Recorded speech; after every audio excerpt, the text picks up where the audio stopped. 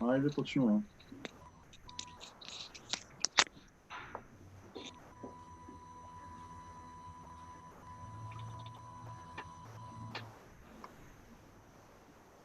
Може да почнете? Добар ден за сите кои што ја следат оваа Zoom конференција. Денеска одиме со тема Зелена економија за излез од корона кризата. Повеќе од актуелна тема во актуелно време, во време на неизвестност поради загроза на животите на луѓето и повторно на една, така да речам, стара тема за зелена економија, сега веќе мислам многу полесно разбрана од многу луѓе и од граѓани, но и од политички фактори ширум светот.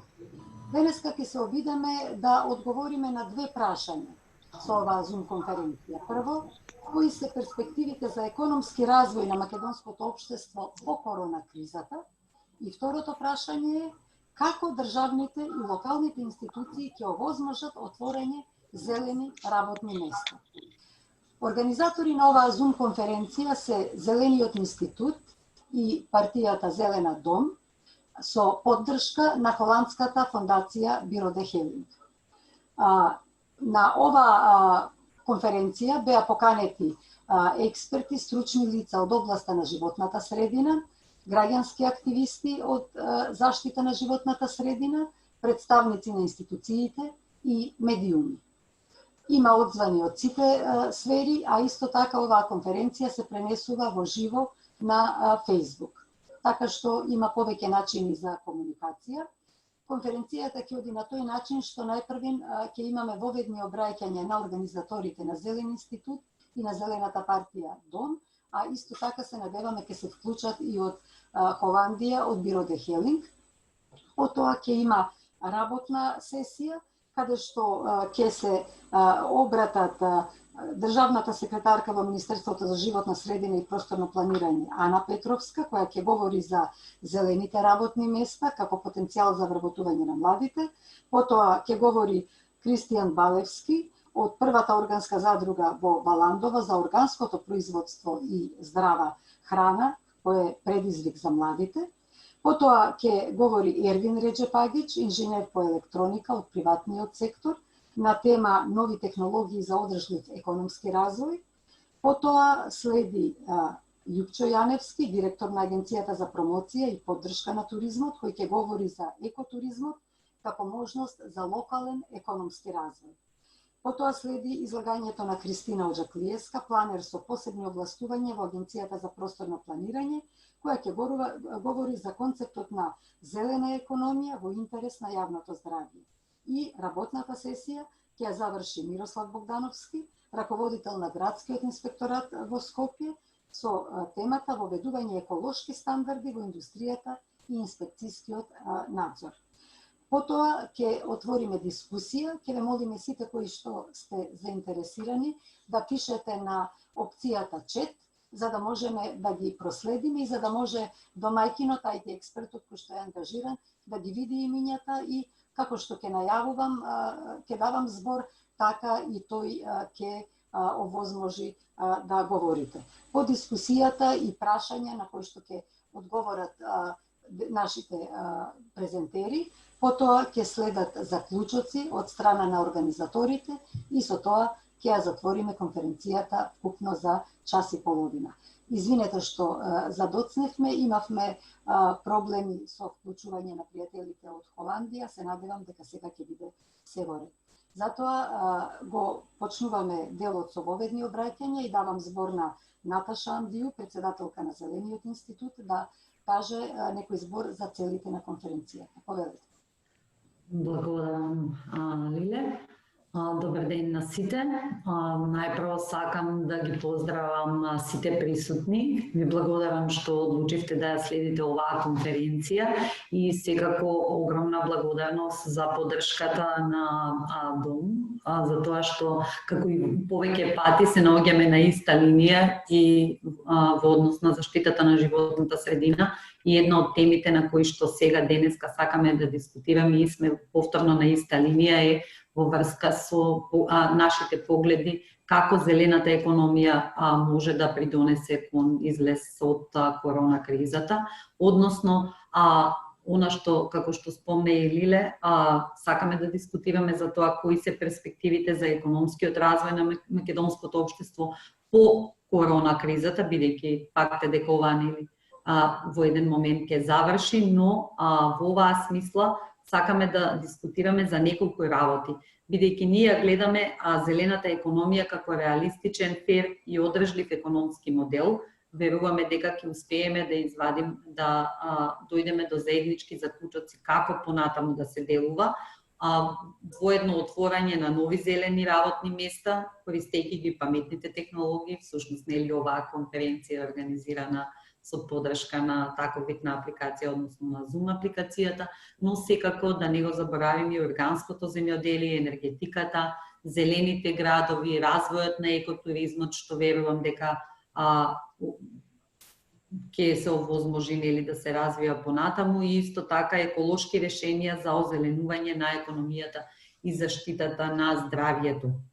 Од друга страна пак сакаме да одговориме и на неколку прашања, односно како однос на улогата на државните и локалните институции, како истите ќе придонесат кон отворање на зелени работни места, што подразбира и има потреба од едукација на граѓаните, координација нели и со бизнисите, но воедно и адаптирање на конкретни политики како сето истото нели ќе може да се спроведе, воедно и дополнување на регулативата, законите и подзаконските акти, јакнењето на капацитетите на институциите за да можат да одговорат на овој предизвик, и нормално сето тоа не може да се случува доколку нема одредена финансиска подршка. Јас би сакала во овој контекст да спомнам дека зелената економија е нешто што нели треба сите да имаме колективен пристап, односно да бидеме свесни дека надоврзано со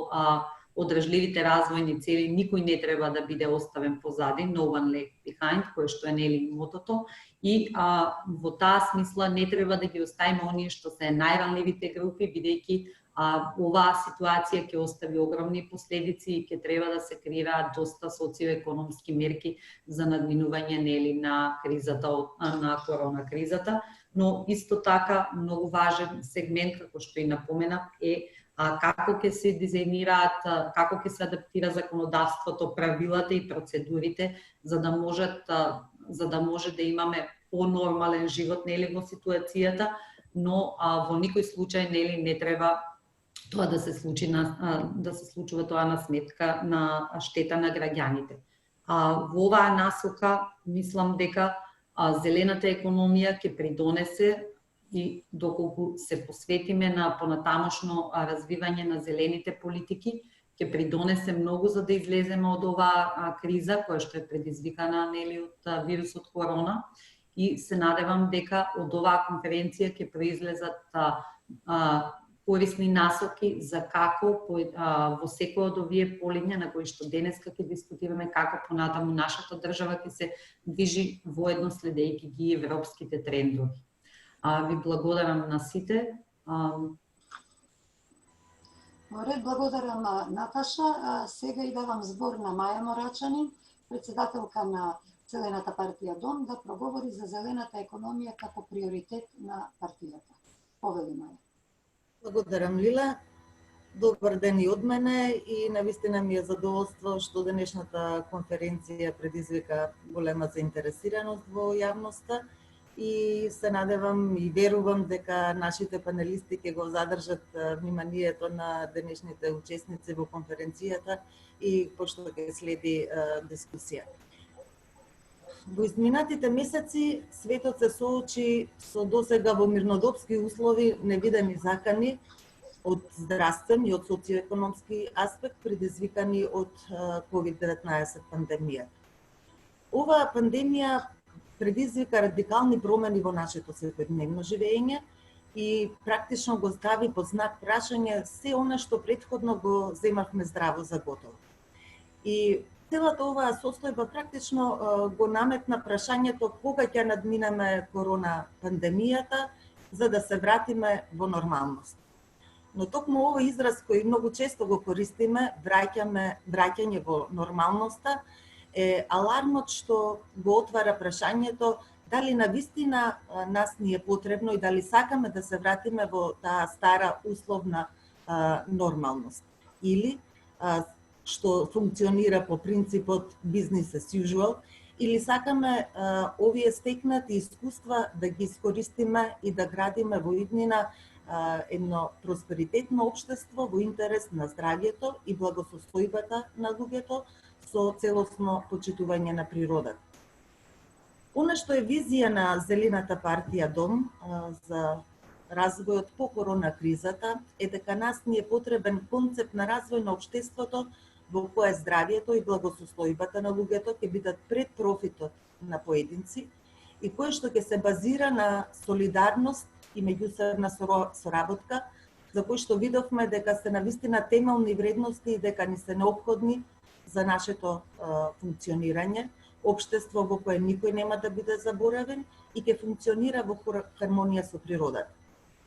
Точно и корона кризата ни покажа колку е важно да го развиваме јавното здравство, колку е важно да го напредуваме образовниот систем, науката, истражувањата, иновациите, бидејќи практично тие ќе бидат перспективата за развој на нашето општество. Исто така, самата криза ја потврди и нашата нераскинлива врска како хумана популација со природата и нашата практично взаемна условеност. Дом се залага за развој на македонското општество во состојбата во периодот по корона кризата според принципите на зелената економија. Зелената економија е еден концепт кој што во себе интегрира три клучни столба, би рекла, три клучни принципи: принципот на социјална правда, заштита на животната средина и климата и одржлив економски развој. Ние и претходно во многу наврати сме зборувале за важноста на социјалната правда како вредност и во оваа криза можеби и најмногу се потврди колку е суштинска солидарноста, социјалната правда, намалувањето на социјалната нееднаквост, намалувањето на родовата еднаквост и обезбедување на социјална заштита, особено на најранливите категории, бидејќи и во самата корона криза ранливите категории граѓани беа најмногу погодени, а од друга страна сите видовме колку се тие важни во нашето секојдневно функционирање, бидејќи токму оние професии кои што најчесто се многу помалку платени, како пример вработените во маркетите или во комуналните предпријатија, колку нивното функционирање беше важно за да можеме да обезбедиме и во овие услови на корона криза некоја нормалност во нашите животи. Она што е втор елемент на кој што би сакала да се задржам како аспект, еден од аспектите на зелената економија, тоа е заштитата на животната средина и на климата. Секако тие се тесно поврзани со здравјето на луѓето. Она што и во овој период на корона пандемијата се потврди е дека практично и населението кое што имаше хронични заболувања, настанати во голем дел како последица и од загадувањето, особено од аерозагадувањето, беше поподложно на компликации од самиот COVID-19. Исто така веќе постојат и релевантни истражувања кои ја поврзуваат практично ги поврзуваат климатските промени, влијанието на климатските промени со пренесувањето на самиот коронавирус, кој што претходно беше само познат како заболување меѓу животните, а сега се случи да се пренесе и кај хуманата популација. Она што е важно е дека ние мораме да ја заштитиме во иднина, да развиваме општество кое ќе ја штити животната средина и климата и на тој начин да овозможи еден одржлив економски развој. И во овој аспект за мене е клучна транзицијата од фосилни извори на енергија кон обновливите извори на енергија, зашто ние и претходно во многу наврати сме зборувале, но навистина сега е моментот кога мораме да ги поставиме овие барања како услов за понатамошниот развој на економски развој на општеството. За Македонија пред се од обновливите извори на енергија се најзначајни искористувањето на сончевата енергија и енергијата од ветерот, затоа што тоа е нешто што ние навистина го имаме во изобилство, а е многу малку искористено, само околу 3% од електричната енергија во Македонија ја добиваме од овие извори на енергија и тоа главно се засновува нашето производство на електрична енергија на јаглен. Така што нашето барање како дом е дека најмалку 40% од производството на електрична енергија до 2040 година треба да го обезбедиме од ветерот и од сонцето. Обновливите извори на енергија се и огромен потенцијал за отварање на нови зелени работни места и она што во изминатиот период се овозможи со новиот закон за енергетика е чекор во вистинска насока, но се уште останува отворено прашањето на кое што навистина буди интерес и на кое што треба да се работи во следниот период, а тоа е да се овозможи и да се даде поддршка за индивидуалните граѓани, индивидуалните домаќинства да можат да ги користат обновливите извори на енергија во своите домаќинства. Затоа ние сметаме дека инвестициите во обновливи извори на енергија и енергетска ефикасност се разбира, тоа е уште еден многу важен сектор од областа на зелената економија, треба да бидат основа на планот за опоравување од корона кризата. Втора дејност која што нуди голем потенцијал за нашата земја, тоа е производството на храна и тука ние инсистираме на производство на локална, здрава, органска храна со која што нема да содржи ГМО, без пестициди и употреба на вештачко ѓубриво. Исто така, производството на ова локално произведена здрава органска храна е голема можност за отварање нови зелени работни места пред се за младите луѓе во земјата и затоа овој сектор му е потребна навистина голема поддршка. Се разбира, во делот на зелената економија влегуваат и развојот на екотуризмот, руралниот туризам и она што е исклучително значајно, третманот на отпадот во Македонија по принципите на циркуларната економија. Тоа значи дека ние мора да бидеме фокусирани на што помало искористување на природните ресурси, повеќе реупотреба на производите и рециклирање, за на крајот да има што помала количина на отпад за депонирање. Во таа насока Дом се залага да продолжи започнатата постапка за воспоставување на интегрален систем за третман на отпадот со воспоставување на регионалните санитарни депонии. Клучен е и развојот на концептот на зелените градови, нешто што исто така во изминатиот период многу сме зборувале и кој што успеавме низ законската регулатива која што се донесе во собранието да го воспоставиме како законска можност преку Законот за урбано зеленило кој што го донесовме изработен и предложен од Дом, потоа новиот Закон за урбанистичко планирање кој што во иднина треба да обезбеди носење на нов правилник за урбанистичко планирање, кој што исто така ќе биде во интерес на јавноста, на стручните, се разбира, експерти од оваа област, затоа што е тоа навистина многу значаен правилник кој што ги дефинира критериумите, стандардите во урбанистичкото планирање. И секако развојот на истражувањата, иновациите, дигитализацијата на општеството мора да бидат во фокус на стратегијата за идниот развој на македонското општество, а и тие самите се, разбира се, можност за отварање на нови зелени работни места. И за крај да дадам само едно резиме за она што е програмска определба на ДОМ, дека ние се залагаме за развој на зелената економија како модел кој што истовремено овозможува и здравје и благосостојба на луѓето и заштита на животната средина и климата, односно модел за обезбедување на одржлив економски развој и затоа ние сме уверени дека вистинскиот концепт за развојот на македонското општество во периодот по корона кризата е токму зелената економија.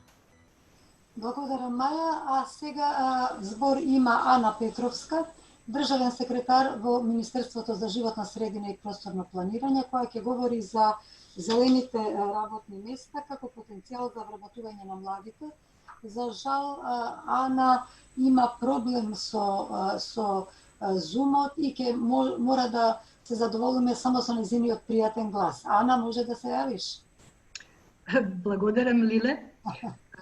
Малку сме во неправедна положба. Јас можам сите да ве видам, вие не можете да ме видите, но сметам дека тоа нема да биде пречка да говориме за зелените работни места кои што се многу важни за опоравување од оваа криза и за воспоставување на нови еколошки стандарди кои што ќе доведат до навистина ниско јаглеродна, односно зелена економија. Зелените работни места не се само поим и идеја, тие се стварност и доколку ние можеме да ги препознаеме, ќе ги видиме насекаде уште денес. Со зголемувањето на еколошките стандарди, со подобрувањето на системите за пречистување на отпадни гасови и отпадни води, со воведувањето на рециклажата, органското земјоделство, екотуризмот и многу нови гранки кои што се во подем, ние и ден денес сведочиме на воспоставување на голем број зелени работни места. Исто така, зелени работни места ќе се воспостават многу брзо во делот на искористување на одржлив начин на природните ресурси во новите заштитени подрачја, Националниот парк Шар-планина и заштитениот предел Осогово, каде што очекуваме да видиме заживување на развивање на одржливи гранки, каде што локалното население ќе добие големи придобивки.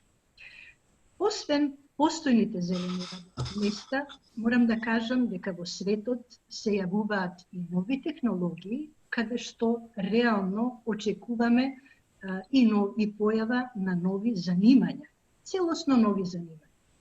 Па така, секторите каде што се јавуваат зелените работни места се инженерските струки, односно техничките струки, во текот на планирањето, проектирањето, изградбата и инсталацијата на новите технологии, но исто така и други пониски квалификации, каде што очекуваме зелени работни места и во делот на работниците кои што инсталираат нови технологии и така натаму.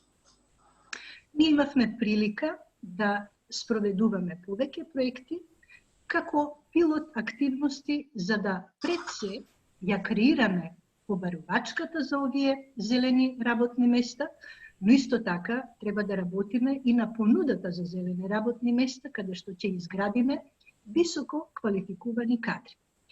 Министерството за животна средина и просторно планирање минатата година спроведуваше една широка меѓувладина консултација за можноста за промовирање на зелените места.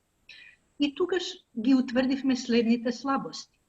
Пред се, во националната рамка за квалификации не се препознаени зелените работни места. Исто така, во редовниот образовен процес нема можност да се восстанови разликата помеѓу работните места кои што се генерираат во така наречената кафеава економија, која што ние се уште ја живееме, и зелените работни места кои што се иднината.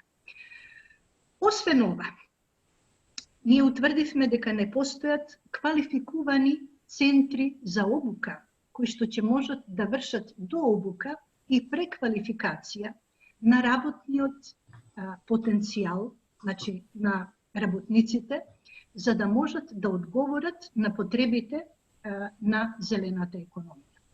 Од тие причини, Министерството за животна средина и просторно планирање иницираше активност со Министерството за образование, со Министерството за труд и социјална работа, и можам да најавам дека во овој момент овие две надлежни министерства работат на надминување на овие слабости. Значи се прави проценка на постојните работни места во националната рамка на квалификации кои што можат да бидат означени како зелени, зашто ќе треба да се направат програми за обука и дообука и преквалификација, а од друга страна да се воведат и нови зелени работни места кои што ќе бидат дел од побарувачката на пазарот. За да работиме на побарувачката на пазарот, секако мора државата да работи со своите инструменти кои што се различни програми за стимулација и за субвенции.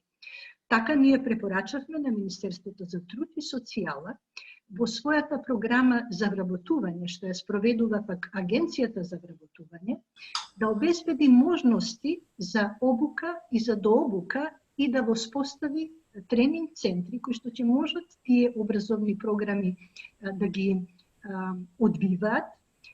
Така да очекувам дека во текот на оваа година, ако се биде во ред, ние ќе имаме таа национална рамка на квалификации со подвоени зелени работни места, постојни и нови, и доколку биде се во ред, повторно ќе нагласам, во наредната година секако би очекувала дека Агенцијата за вработување ќе има можности да понуди на лицата што сакаат да се обучат бесплатни обуки, а на приватните бизниси исто така да им овозможи одредени субвенции за да генерираат нови работни места. Со тоа сметам дека ние сме на почетокот на оваа активност да се на многу поинтензивен начин отвараат нови зелени работни места, но тоа значи дека почетокот и отпорите со кои што се соочувавме се надминати. Така да очекувам дека ова само ќе зема се поголем замав, бидејќи сите сме свесни дека од оваа криза само зелената економија може да биде вистинскиот одговор. Ви благодарам. Благодарам многу, Ана, а сега би го замолила Кристијан Балески, козадругар на првата органска задруга од Баландово, да проговори за органското производство и здравата храна како предизвик за младите. Има интересно искуство и мислам дека навистина има што да сподели. Повели, Кристијан. Здраво на сите. Тука јас сум Кристијан Балески од првата органска задруга. Доаѓам од сончевото Баландово со едно 280 дена. И денес е сончево, не знам како е кај вас. Пошто сите доаѓате од различни места. Сите доаѓате од различни места на Zoom конференцијава, но кај нас има доста сонце. Јас ќе зборувам на темата органско производство.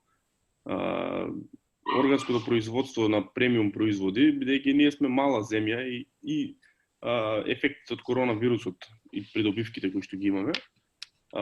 Ние сме мала земја со мали производствени капацитети и затоа треба правилно да ги користиме тие капацитети.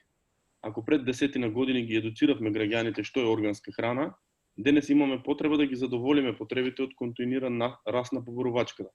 Тука може да се отворат многу зелени работни места за да ги задоволиме и треба да инвестираме во органското земјоделие и да го направиме интересно за младите, како би можеле да ги зголемиме производствените капацитети и да се отворат нови работни места.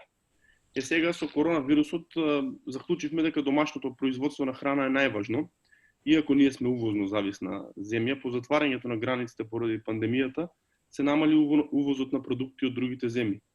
Па почна да доаѓа до израз придобивките од домашното производство. Сите сега видовме колку е битно да имаме домашно производство за да ги задоволиме нашите потреби на органски општо на производи, на земјоделски производи за храна за населението, но и на органски производи. Но тоа не треба да ни биде главната цел.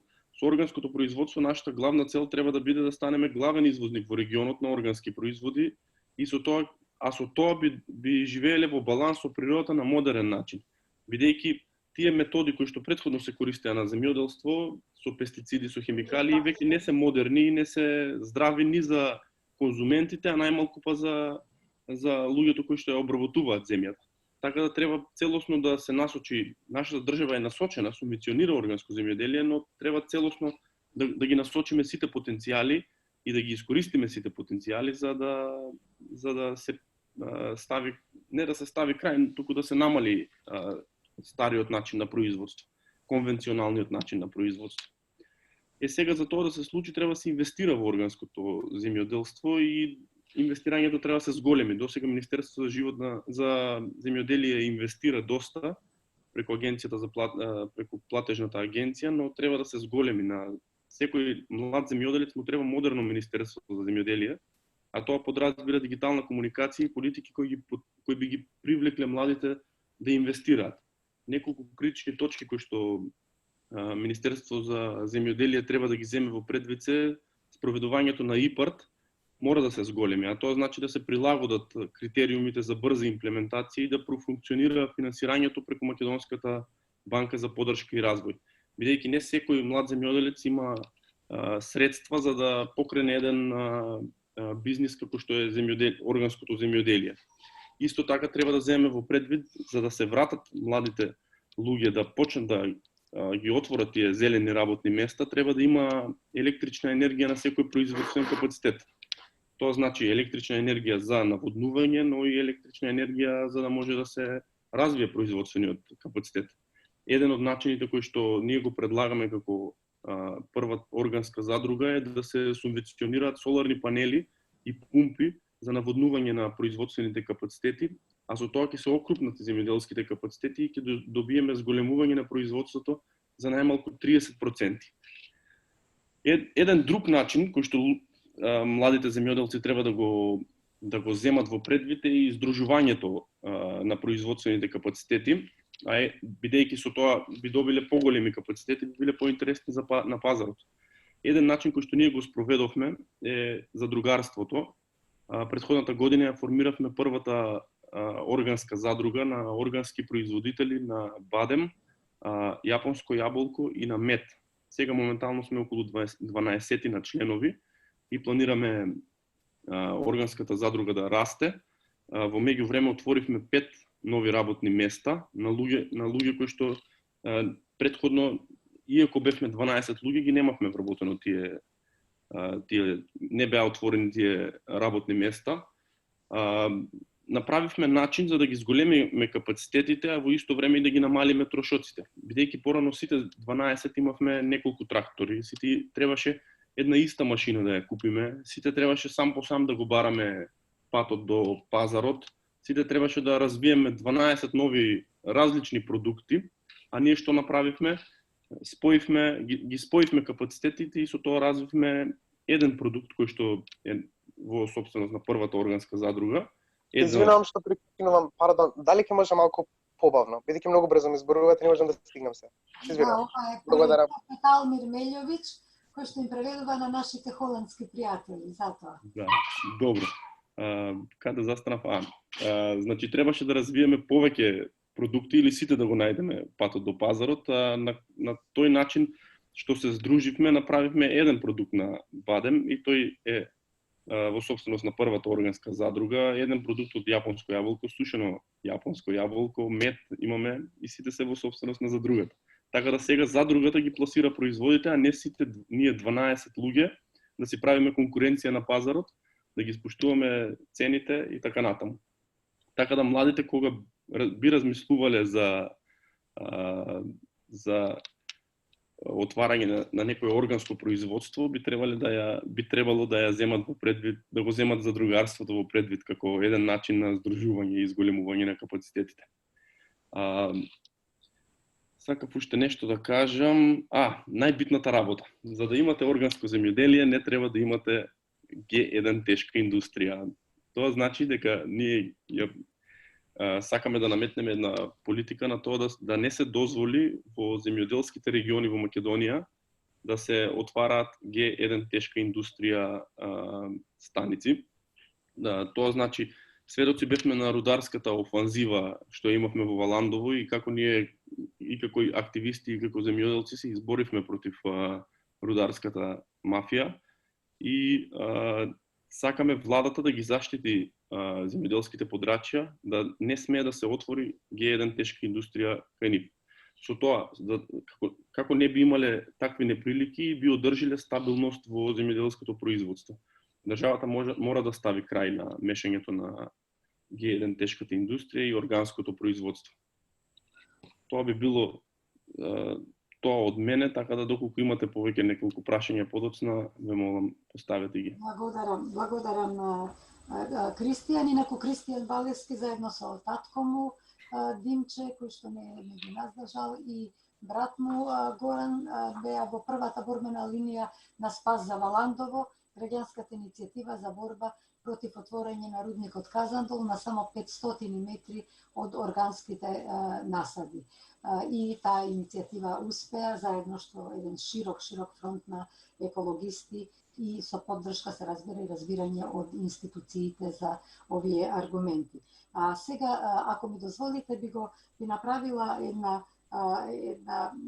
мала измена на работниот дел, бидејќи добив замолница да може да се обрати нашата пријателка Труске Смит од Холандија, од Холандската фондација Биро де Хелинг, која што е присутна на конференцијата, затоа што ќе треба по известно време да ја напушти, а тие се наши поддржувачи, соработници, ние и како Зелениот институт и Зелените од Дом имаат многу што да научат од искуството на Холандија и нивните еколошки иницијативи.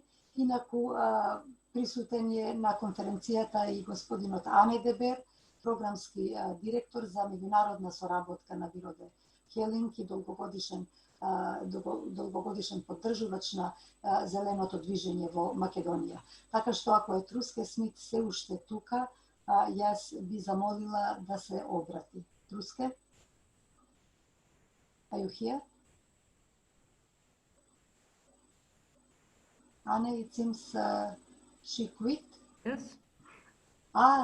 Here is Trusque. Okay. Hello. Thank you, Liliana. Good to see you all again. Most of you I know already. I've met in Macedonia. I hope everybody is doing well. For those who don't know me, my name is Trusque Smit. I work with the Dutch Greens and the Dutch Green Party and with Bureau de Helling. I'm happy that you have this conference online now, and that Anne de Boer and myself, that we can listen in to this conference with the help of Zoom? With the help of a lot of the technology and our translator that's working very hard. Very important topic today. In the Netherlands, we've also broadly discussed this topic. And maybe it's nice for you if I share the 5 points that our Green Recovery Plan entails. So the 4 points that we made are to share the cost of the crisis fairly, to invest now in a green economy, and to really focus on the public sector and specifically healthcare workers. And of course, a very important topic to focus on the labor market. Just to give you a small insight to the Dutch situation. So today, Anna and me are just listening in to your conference, and we wish you a very good conference and good discussion. Thank you. Thank you, Труске. Преминуваме на следниот говорник, тоа е Ервин Реджепагич, инженер по електроника од приватниот сектор. Тој ќе говори за својата влюбеност и посветеност голема на новите технологии за одржлив економски развој. Ервин, повели. Благодарам, Лиле. Ќе зборувам на две теми денес, иако изгледа дека се различни, сепак се блиски. Едната енергетика, како што спомна во најавата, другата е дигитализацијата. Ќе почнем од почеток, тоест од тоа што секогаш го зборуваме, дека енергетиката као таква и обновливите извори на енергија се многу битни за нас. Нашата земја, тоест Македонија, има еден главен ресурс за производство на енергија, и тоа е сонцето, и за жал не го користиме онака добро како што би требале да го користиме. Сега веќе гледаме како што е во органското производство или во производството на храна, и колку е битно да се ослониме на самите на себе, на своето производство. Многу е побитно да се ослониме на своето производство во енергетиката. И тоа секако можеме да го постигнеме со тој ресурс што го имаме на него, тоа е сонцето. Имаме направено чекори напред во овие последни 2 години. Новиот закон за енергетика смени многу работи. Инаку, ако гледаме некаква синхронологија, законот дозволуваше да бизнис секторот инвестира во обновливи извори на енергија со фидин тарифи кои беа 3 до 4 пати со откупна цена 3 до 4 пати поскапа од задната цена на струјата. И тоа беше добро до еден период, тоа е доволно за да се развие пазарот. Меѓутоа тоа таму застана и мораше да се донесе нов закон за енергетиката кој практично ќе го отвори тоа за широките маси. Тој закон е донесен и дозволено е граѓаните да можат сами да инвестираат во своји соларни панели на своите кровови, да произведуваат струја, да ја трошат за себе или да ја компензираат со мрежата, тоа е со ЕВН. Меѓутоа мислам дека тука има еден мал проблем. Тоа се е лимитирано на 4 киловати, што значи дека секое домаќинство што има кров ќе може да инвестира во панели, во производство на таква струја, но е лимитирано на тие 4 киловати инсталирана моќност, што мислам дека би требало да се трне како било каков лимит. Знам дека самата дистрибутивна мрежа има проблем и ќе треба да се прилагоди и таа кон оваа измена, и тоа мислам дека треба да оди паралелно со самото тоа што секоја таа мини, нано или пико централа во големата слика на производство на енергија во државата ќе придонесе многу. Мораме да се шифтаме кон обновливи извори, сега многу повеќе од порано. Се плашам дека овој притисок од економијата можеби ќе натера некој да мисли дека би можеле да се враќаме и назад, па да се задоволиме со ова производство што ги имаме од термоцентрали или да се задоволиме со фосилни горива. А мислам дека треба уште повеќе да притиснеме и да направиме комплетно таа транзиција кон обновливи извори на енергија. Сме зборувале многу на оваа тема, мислам дека сме ја апсолвирале многу. Знаеме дека тоа ни е патот и тоа ни е целта и тоа треба да го направиме. Знаеме дека имаме пречки и во дистрибутивниот систем и некакви законски регулативи кои треба да се донесат. И меѓутоа мислам дека сме на прав пат за поздравување инвестицијата на ЕЛЕМ и на владата во Осломе за инсталирање на фотонаponска централа од 10 мегавати, која што сепак во вкупното производство не е многу, ама е во делот на обновливите извори, а поготово во тие од сонце, е прилично голема работа. Би завршил на оваа тема сега, па се надам дека ќе има прашања и ќе можеме да одговориме на крајот. Сакам да се осврнам на друга тема, тоа е дигитализацијата и колку таа практично, иако сме ја зборувале многу пати, одеднаш стана клучна и битна во наредниот период за развој пред се на тоа општество во кое што живееме. Таа е мислам широка тема и ќе треба да се фокусираме пред се на нашите зелени идеи при таа низина имплементација. Користењето на компјутерските технологии при приближувањето на државата кон граѓаните е многу битна. Има тука неколку фази измеѓу. Тоа е држава граѓанин, држава бизнис сектор и институција. Сите тие цела таа комуникација мора да оди безпрекорно и при тоа сега, ако приметувате, не зборувам за таа дигитализација што ја користиме ние секојдневно во нашите животи, него зборувам за дигитализација на самата држава. Самата држава и институциите мораат да бидат дигитализирани, за да во наредниот тој период ја пребродиме оваа криза и секако земеме замав кон каде што ќе можеме да многу подобро се соочиме и како држава и како општество со наредните предизвици. И концептот на Smart City е тука многу битен. Комуникацијата на градовите со граѓаните и давање на информации од било каков тип се многу битни. Загадувањето можеме да го решиме со дигитализација. Производството на храна има технологија која што нивите комплетно може да ги и да вади информација од нив и со концепт на machine learning или на artificial intelligence да предвидува и во кој правец ќе оди производството и така натаму.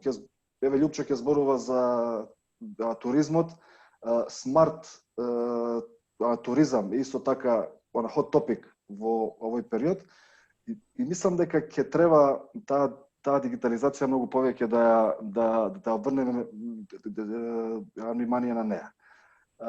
Еден за сите оние што се тука да видат, тие младите поготово да видат во кој правец би сакале да одат со животот и со кариерата, имам еден предлог за нив. Независно од кој бекграунд доаѓаат и со какво образование се, учете да кодирате. Учете да кодирате на Python и на Java, бидејќи тоа ќе бидат тие технологии кои допрва доаѓаат и мора да ги дочекаме спремни. Хвала. Благодарам, Ервин. А сега за концептот на зелената економија во интерес на јавното здравје ќе говори Христина Оджакулиевска, планер со посебно властување во Агенцијата за патентно планирање. Здраво на сите. Јас за овој настан имам подготвена презентација. Би го замолила Гоце да ја пушти. Зелената економија е многу важна.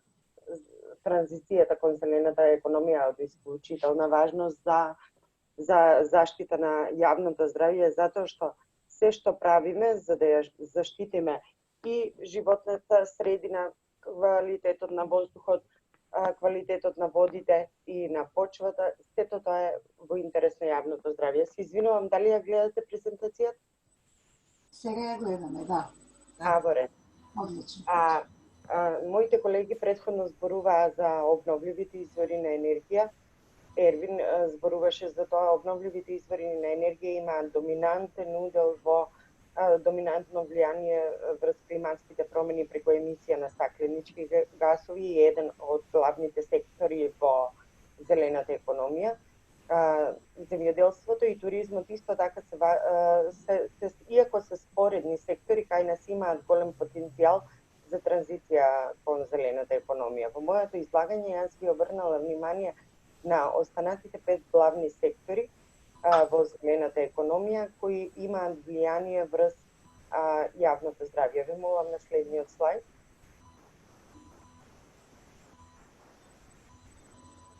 На следниот слайд. Одржливиот транспорт, не, на претходниот. Не претходниот, Зелените градби, дизајнот, конструкцијата и функцијата на зелените градби резултираат со намалени негативни влијанија врз животната средина, ги намалуваат нашите трошоци за енергија и за вода и на крај резултираат со подобро здравје, подобри услови за живот. Зелените градби може да имаат директно, индивидуално влијание врз здравјето на човекот или пак индиректно или влијаат врз колективното здравје. Директно преку обезбедување на подобри услови за живот во затворен простор или индиректно преку намалена употреба на енергија, а со тоа и намалена емисија на стакленички гасови во животната средина. Најголем потенцијал за имплементација на зелените градби имаме во објектите за домување, индивидуално и колективно, јавните објекти, па и туристичките објекти. Ве молам на следниот слайд. Другиот сектор кој е многу важен е одржливиот транспорт. Зелените градби и одржливиот транспорт се суштинска компонента на зелените градови. Железничкиот сообраќај е многу интересен затоа што има минимални емисии врз животната средина, а кај нас постојната железничка инфраструктура е многу слабо развиена. Во однос на патничкиот сообраќај, автомобилите најмногу ги користиме, а во периодот што следи би требало да се концентрираме на транзиција кон алтернативни видови на транспорт. Одржливиот транспорт влијае врз населението преку индивидуалниот избор на модели за транспорт, големена употреба на алтернативни видови на транспорт, со што се зголемува физичката активност и се намалуваат загадувачките материи врз животната средина. И инфраструктурата за алтернативните видови на транспорт е многу важна затоа што таа ни дава избор да можеме да се одлучиме да го користиме тој транспорт. Во пешачки зони, во урбаните јадра да бидат подостапни за сите, достапноста до јавните зелени површини и секако изградба на велосипедски патеки. Ве молам на следниот слайд. Во секторот за управување на води, најголемо влијание врз нашето здравје има ограничениот пристап до чиста вода за пиење, понатаму емисијата на непречистени отпадни води во површинските водотоци и од екстремните временски услови, поплавите се најсериозна закана врз нашето здравје.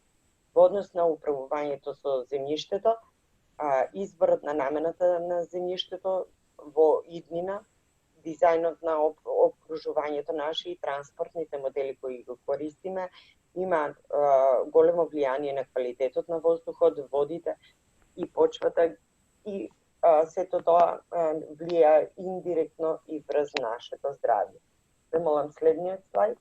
Во однос на управувањето со отпадот, постојниот пристап во управувањето со отпадот е така наречената линеарна или кафеава економија. Ги користиме ресурсите и ги расфрламе на сите страни, а во новиот пристап кој што го предлага концептот на зелена економија, ние имаме повеќекратно искористување на отпадот како суровина и се гледа на отпадот како суровина, а не како отпад. И во оваа смисла најзначајни се економските аспекти во управувањето со отпадот, здравствените аспекти за влијанието на отпадот во нашата околина се уште се истражуваат, иако на сите ни е непријатна гледката кога имаме ѓубре во нашата околина. Ве молам на следниот слайд. И за крај, јас би сакала да дадам краток осврт за влијанието на климатските промени врз здравјето на луѓето. Тие можат да бидат директни и индиректни влијанија. Директните влијанија се преку екстремни временски услови, топлински бранови, пожари, катастрофи, индиректни влијанија преку природните системи и преку социјоекономските системи. Она што сакам да го потенцираме дека кога човекот е свесен дека преку своите економски активности придонесува за зголемување на стакленичките гасови во атмосферата и при тоа предизвикува климатски промени, и ако е свесен дека климатските промени имаат негативно влијание врз него, тогаш логичен чекор напред е час побрзо да почнеме да пристапиме кон примена на зелените трендови во секторот економија. Ви благодарам на вниманието. Благодарам, Христина. Значи, сега одиме со последниот излагач. Тоа е Мирослав Богдановски, раководителот на Градскиот инспекторат на Скопје, кој ќе говори за воведување еколошки стандарди во индустријата и инспекцијски надзор. Меѓутоа изгледа дека го прерипав предходно екотуризмот. Љупчо, прости, меѓутоа паралелно следам и на Facebook, и на мобилен, и четот овдека пријавување. Многу се извинувам, ајде нека оди Љупчо. Миро, ќе причекаш? Мислам дека Миро со индустријското загадување и контролата треба да заврши. Навистина се извинувам. Значи, Љупчо Јаневски, директорот на Агенцијата за промоција и поддршка на туризмот, ќе говори за екотуризмот како можност за локален економски развој. Љупчо, помни. Благодарам многу, Лиле. Добар ден на сите, добар ден на учесниците, на следачите преку онлайн апликациите секако, и можеби ако се беше во некој друг тек, оваа презентација ќе не беше во некој одреден хотел или во затворен простор и ќе говоревме можеби малце пократко или малце подолго, но токму господинот Ервин Реджепагиќ што спомна дигитализацијата и се она што треба да прави, толку брзо не прилагодува на овие нови технологии, што секако дека треба да ги пременуваме во иднина. Она на што ќе говорам денеска е можеби веќе во последно време многу често разработувана тема од еден друг аспект, од аспект дека зборот екотуризам е спомнуваме ни одржливоста на дестинацијата во многу поширок поим од колку тоа во кое што требаме ние да се концентрираме. Една мала анализа, се она што се случуваше во туризмот пред корона кризата, токму кај нас, околу 3,2 милиони туристи, ноќевања околу 1,2 милиони туристи, 62% од вкупниот број на туристи се странски, 38% се домашни, и тука би застанал и се она што ни го донесе кризата во туризмот како еден од најпогодените сектори и моментално со буквално во негово мирување поради се ова што се случува и што е она што треба да се работи во иднина. Ако ги анализираме бројките, ќе видиме дека 38% од вкупниот број на туристи токму кај нас во Македонија се домашни туристи. Тие генерираат 51% од вкупниот број на ноќевања, или по 4 дена во просек, или 1,6 милиони ноќевања, додека 62% од туристите кои што јас би ги нарекол скапи туристи, бидејќи за нивно доаѓање токму кај нас имаме голем број на маркетинг кампањи, дополнителни субвенционирања, генерираат исто така 1,6 милиони ноќевања, или 50 или 49%. Кога ќе ставиме тие две работи, ќе видиме дека недостатокот на домашните туристи и потребата во овој момент за нивно мотивирање да ја посетат дестинацијата е така многу голем. Тоа би дал една паралела дека вкупниот број на туристите кои што се концентрираат во токму кај нас се во два региони, и тоа во Скопскиот и во Охридскиот, каде што инфраструктурата можеби е најдобра, но и масивноста во едниот туристички центар, најголемиот, и неговата сезоналност е исто така голема, тоа е Охрид, и потоа е Скопје кој што е бизнис центар и неговата сезоналност е минимална затоа што е во текот на 12 месеци. Другите 6 региони остануваат 35% од вкупниот број на туристи, но поради недостатокот на нивната развиеност, формите со кои што се развиваат туризмот е претежно рурален и екотуризм. Токму на тоа поле ќе работам и на тоа поле во овој момент говорам затоа што екотуризмот има една специфика која што вели дека со паралелата со масивниот туризам е дека вонпансионската потрошувачка на екотуристите е 70% директно во дестинацијата која што е посетуваат. Тоа е наменета токму кон локалната економија, кон локалниот економски развој и се она што се вика создавање и мотивирање на зелени работни места. Зошто е тоа така?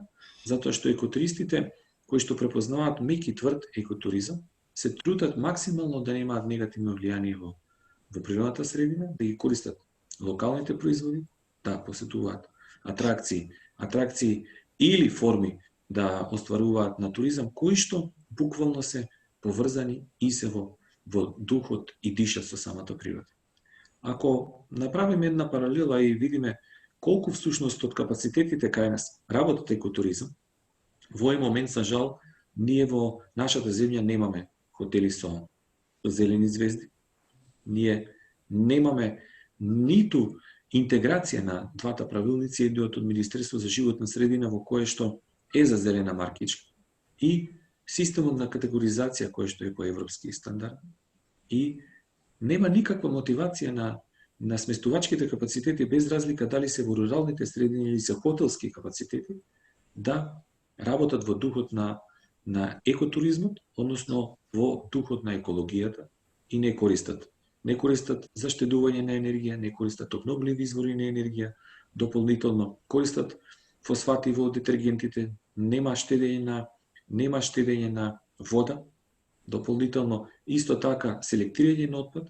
И кога според една студија кажано дека во Европа секој туриста дневно одлага 1 килограм на отпад, можете да замислите зошто токму кај нас имаме толку диви депонии или зошто кај нас се преоптеретени депониите во некои одредени туристички места. Кога говориме кој е правиот начин на развивање на екотуризмот и кој е всушност правиот начин на развивање на туризмот токму кај нас, тоа е неговата одржливост. А многу одржливост на дел. Одржливост во сегментот со одржливи проекти преку ИПАРДот, секако преку ИПА компонентата, тоа е меѓуграничната соработка, но една практика од една друга земја, тоа е Словенија, ни кажува каде е таа сега. Но јас би се вратил 20 години каде е таа била, бидејќи тоа создаде тимови кои што директно работеа за обука на луѓето во ЛЕР, кои што дополнително работат на развивање на проекти, на проектни циклуси и исто така на искористување и имплементирање заедно со локалното население. Во последните 15 години или во последната декада, Словенија искористи и впумпа во туристичкиот сектор околу 2 милиарди средства кои што се од Европа, кои што директно ги насочи за да се создаде и да биде земја или екоземја или екодестинација прва во свет. Тоа го направи со една визија и со една стратегија за екотуризмот, која што за жал ние нема. Во моментот нашиот туристички сектор се сретнува со неколку елементи. Не е соодветна категоризација која се руралните средини во прашање. Не е соодветно субвенционирање на туроператорите затоа што е насочено кон масивен туризам. Не кон квалитет, туку кон квантитет на гостите.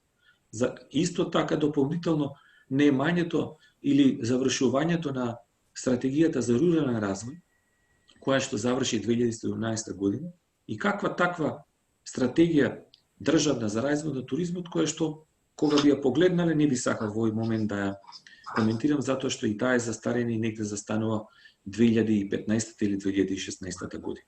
Во недостаток на целата таа визија, ова е можеби вистинска шанса за неколку елементи. Дигитализација во туризмот, создавање на одржлива стратегија на долг рок во туризмот, создавање за прв пат државна стратегија за развој на екотуризмот, во која што ќе бидат опфатени институциите во кои што треба да се изучува екотуризмот. За една паралела, во Македонија имаме само 4 научни труда кои што се опфатени екотуризмот, Србија 11, негде Хрватска веќе и нагоре по 50 до 70 на одредени автори, а ние ниту на еден факултет за туризам немаме катедра за екотуризам. Ниту во едно средно училиште не се изучува екотуризам, во едно стручно училиште. И тогаш, поваѓајќи од сите овие работи, никогаш ние во овој момент, како што е поставена работата, нема да можеме да создадеме доволно мотивација кај локалното население да започне да се бави со руралниот и со екотуризам. Но тоа е една страна во која што многу брзо треба да реагираме и да работиме. Она што ме охрабрува е дека токму ние сега свативме со оваа криза колку е важен домашниот пазар и домашните туристи. Во изминатите години, одејќи кон промовирање на други далечни дестинации, трудејќи се да подигаме чартер летови од истите, трајно ги губивме домашните туристи затоа што со нашата понуда не имавме конкурентни на пазар. Знаејќи ги сите овие пребрежиња што ги доживуваме во последните 2 месеци, борејќи се со SARS-CoV-2 и надмудрувајќи го и победувајќи го, првите моменти ние ги користиме за природа. Начинот на кој што ќе се движи туризмот во идниот период ќе бидат патување во мали групи, со автомобил, во блиски дестинации во кои што ќе бараме локални специјалитети, ќе бидеме со своите семејства и со кругот на луѓето во кои што веруваме, дополнително ќе се сместуваме во рурални, мали капацитети, интимни делови, исто така ќе поминуваме се повеќе време во природа и во активен туризм. Токму тие си начелата кои што ги работи екотуризмот. Јас се надевам дека во многу брзо време, младите генерации, а тоа е сега, тука, ќе создадеме можности за нивно максимално имплементирање во екотуризмот, бидејќи туризмот токму кај нас, во нашата земја, има идеални услови за развивање. Ако говориме дека незината географска структура е околу 70 до 80% планини, мислам дека недостасуваат и велосипедски, и планинарски патеки, и одредени форми на кои што ќе се задржат туристите токму на локално ниво. Во изминатите години бројот на капацитетите остануваше исти во руралните средини, но неговата искористеност и бројот на наоѓавањата се зголемија. Се надевам дека во многу брзо време ќе создадеме на локално ниво регистри за сместувачки капацитети и исто така ќе броиме што поголем број на наоѓавања. Иднината која што треба да биде во туризмот, треба да биде одржлива и сепак мислам дека имаме многу големи можности и многу голема шанса да докажеме дека 2020 година туризмот ќе го спасиме со домашниот пазар, што би рекол јас кампањата Дома си е дома, и би ги поканил сите учесници, секако и преку оваа конференција да дадеме глас, да се фокусираме на домашниот пазар и да зајакнуваме домашната економија. Благодарам многу. Благодарам и јас. А сега му давам збор на Мирослав Богдановски, раководителот на Градскиот инспекторат во Скопје, да говори за воведување еколошки стандарди во индустријата и инспекцијски надзор. Има богато искуство на тој план. Миро, поведи. Миро, не се слушаш? Миро? Сега се слуша, да, во ред. Добро, очекував да ме пуште Гоце. Во ред, се слушаме, така? Да. Добар ден на сите, се надевам дека сите сте во добро здравје. Благодарам до Зелениот институт за поканата за учест. Значи, зелената економија се очекува да даде исклучителен придонес во намалување на загадувањето на животната средина и ублажување и адаптација кон климатските промени. За жал, во нашата земја функционираат капацитети кои се изградени многу одамна. Користат застарени технологии кои се базирани на принципот на кафеава или линеарна економија. Исто така голем е бројот на помали капацитети чии емисии од оджаците ги надминуваат граничните вредности. Не ги почитуваат одредбите за намалување на загадувањето согласно законската регулатива и работат без одобрени елаборати и дозволи.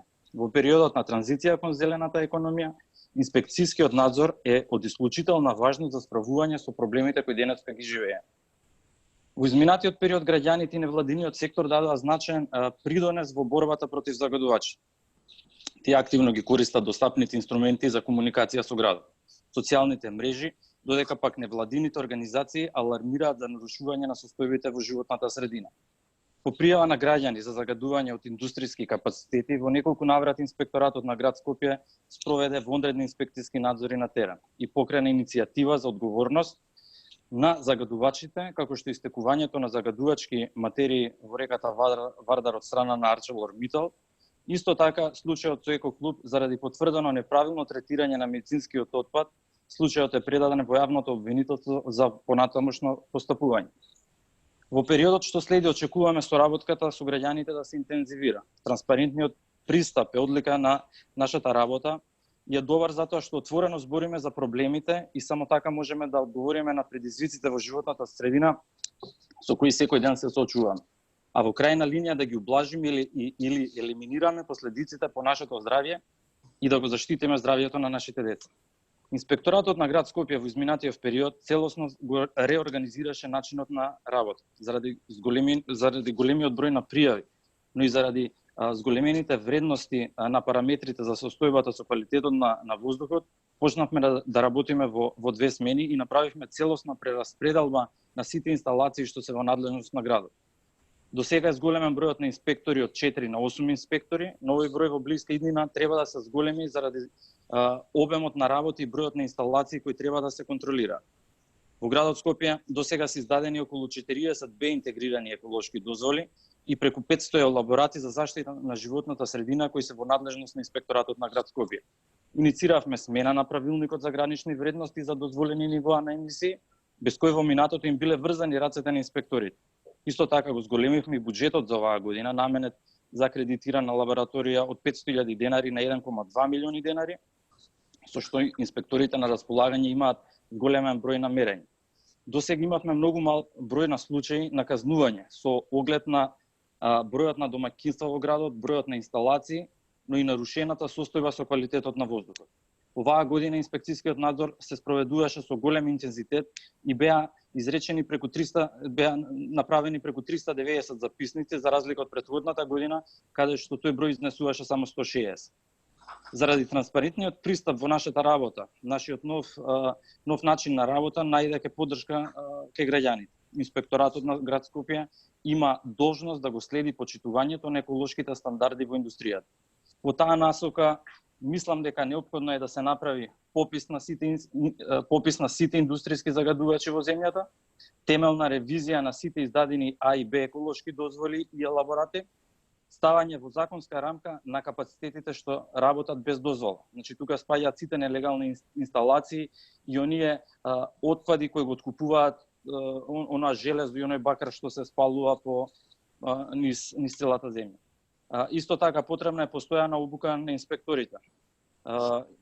Инспекцијскиот надзор секогаш мора да биде редовен, регуларен, со сериозен и честен пристап, со казни за оние кои го прекршуваат законот. Во минатото како прв човек на Државниот инспекторат за животна средина инициирав интензивни инспекцијски контроли кои резултираа со пронаоѓање и санкционирање на загадувачите во животната средина. Заради нерегуларности во работењето на депонијата Дрисла, како пример ќе го кажам, правниот субјект покрај санкцијата што беше изречена, беше и задолжен да стави воден скрубер на оджакот за да може да продолжи со работа се до набавка на нов инсенератор.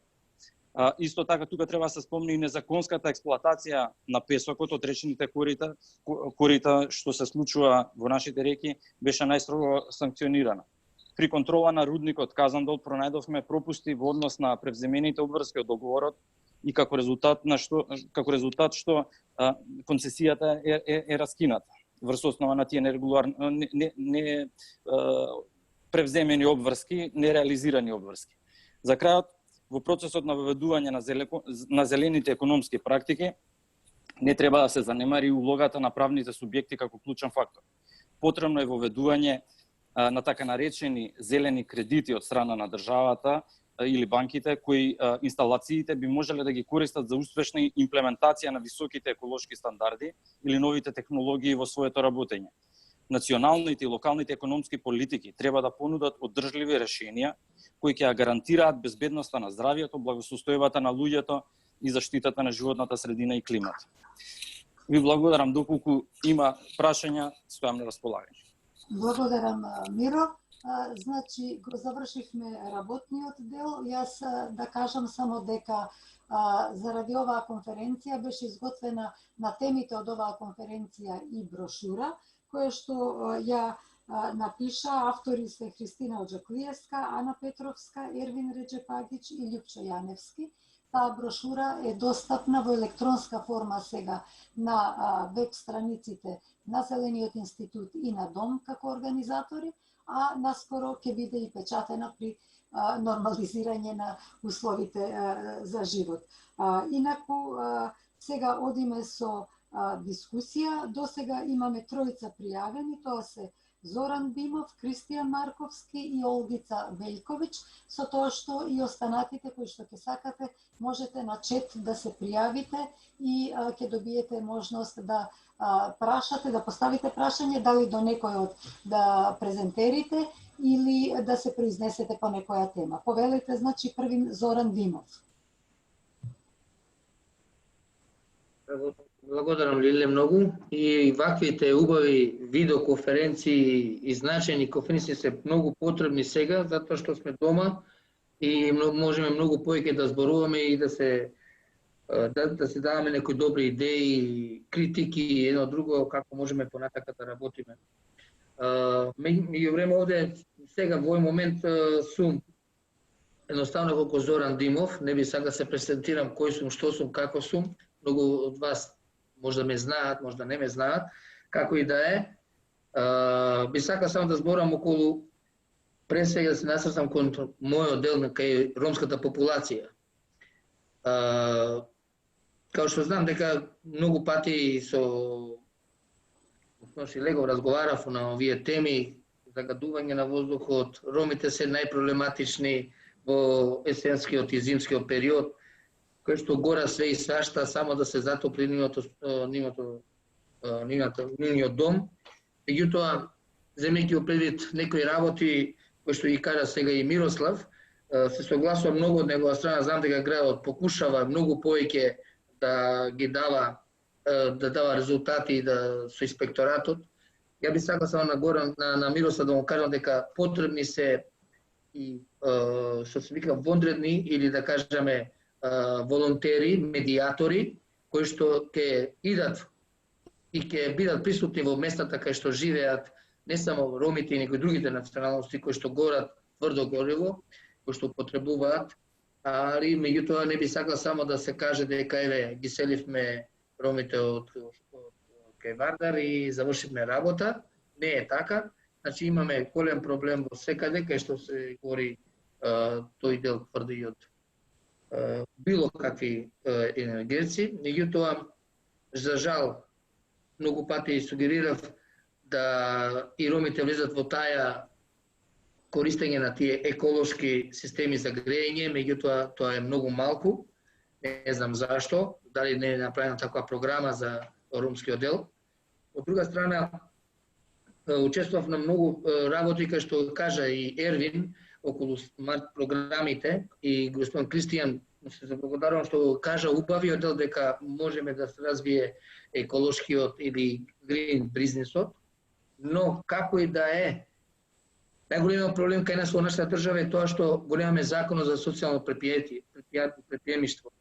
Тој закон многу ќе придонесе околу развојот на еколошкиот бизнис и мислам дека тој би било еден од можностите и многу пати со љубшо разговарав за овој проблем што го немаме ние законот, а тогаш би било поинтересно зашто ќе знам моите роми дека се добри бизнисмени и може да направат многу поедноставни работи и многу подобро да се снајдат во економијата, како во неформалната економија која што сега ние имаме, да се формализира. И самите знаете дека јас сум единствениот кој што го направи, што е направено на неформален собираш во формален собираш, со законот регулирано сега, тоа ќе возможи да се направат такви социјални предпријатија кои што ќе се развие таа неформална економија во формална, а од друга страна учествував на програмите на поглавјата 20 на смарт програмите, кои што единствен проблем е тоа што самата општина треба да го прво да го поштува законот за отпад отпакување, да направи рециклаторски центри и кои што многу повеќе ќе има и вработување, а и ќе има контрола, така да градот ќе има и вонредни, да кажам, медиатори, инспектори кои што ќе делуваат директно во општините. Сега ако кажеме градот Скопје... Зоки, се извинувам само ако може да завршуваш зашто правиш предолга елаборација, подолга од што правеа презентерите. Инаку само да кажам дека договорив со IT експертот кој што не следи да ја продолжиме малку конференцијата, но тоа нема да биде повеќе од 10 минути. Затоа ако може да бидеме поконцизни во прашањата, ве молам.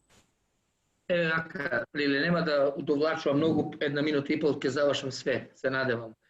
Би сакал само да она што го работам во Европската унија и која збора на нивните на DigiJustin конференциите што ги имаме во Брисел, секогаш се зборува дека програмата, социјалната економија, проблемите кај ромите и така натака, и во државите на Западен Балкан, и со Марта кој разговарав, вика како да се развие таа неформална економија. Придонесот мој би сакал да ме свати Мирослав и другите, дека иако подпишаме ние меморандум со градот Скопје, сакам само да поставам едно прашање на Мирослав.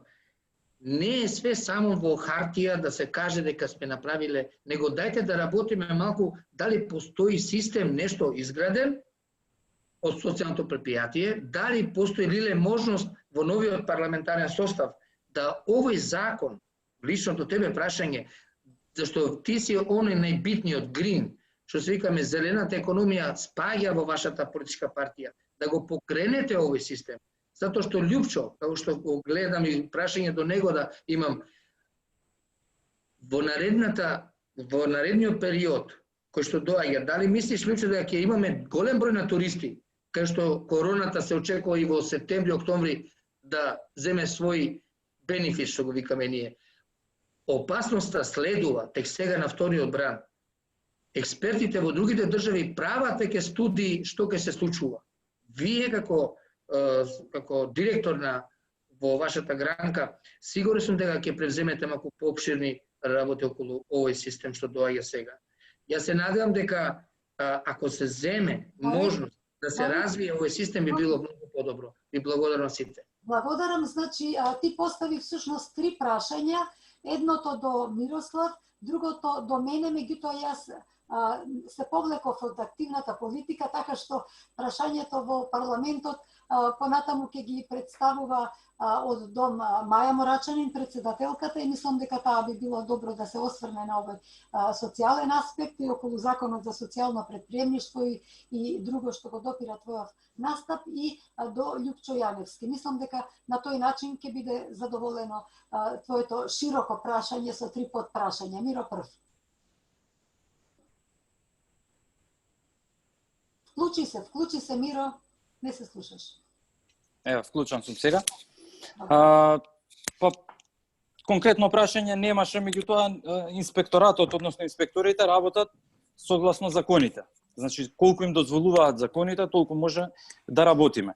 Во однос на имплементирање на нови политики, тука треба да имаме некои измени на закони, треба да имаме измени на или донесување на некои програми во градот Скопје.